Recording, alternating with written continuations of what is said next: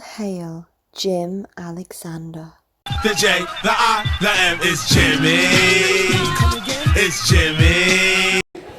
Running things solo, Jonathan, tonight, so gotta do it all.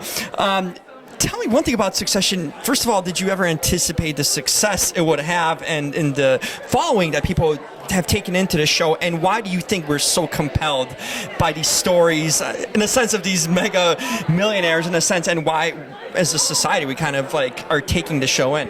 That's a big question there. That was at least a three-parter. Taking the third part first. Yeah. I can't tell you why people like it and why people like these shows about wealthy people. Most of us can't relate to the wealth and all that. So I think that what we did to get to the second part of your question, I believe was the second part, that we live in the skin of our characters as much as we can. We humanize them as much as we can, and we realize, not to be cliche about it, but they are a lot like us when it comes down to jealousy and pettiness and humiliation and heartbreak and all of those things that are simply, doesn't matter what's in your wallet, they're going to make for good drama if done well and performed well. So I think that's how we approach it. The human side, right? I think the focus is on the actual people involved, right? And how we could relate in that way to their feelings and all sorts of trials and tribulations that they go through. Yeah, our showrunner is Jesse Armstrong, creator of the show.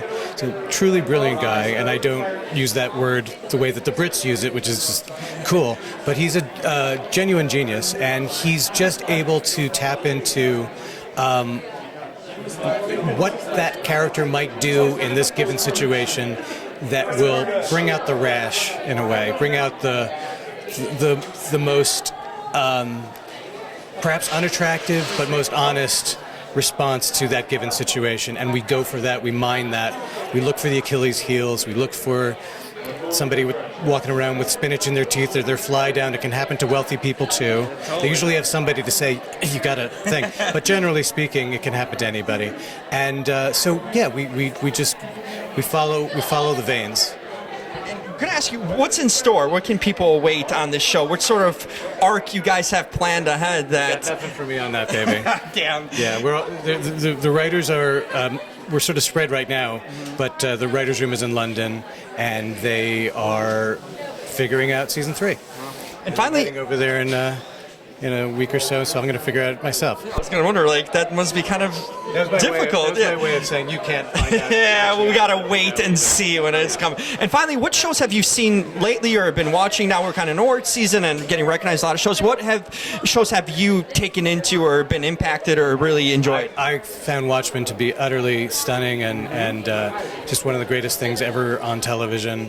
I wish that it could have gone for another season, but I understand why it's not, and I applaud that discretion. And Fleabag, of course, is just fantastic. And other things. Shit. You're busy. I like Barry, and there's a lot. A lot of the people are in that room. Did I wear a good choice for tonight?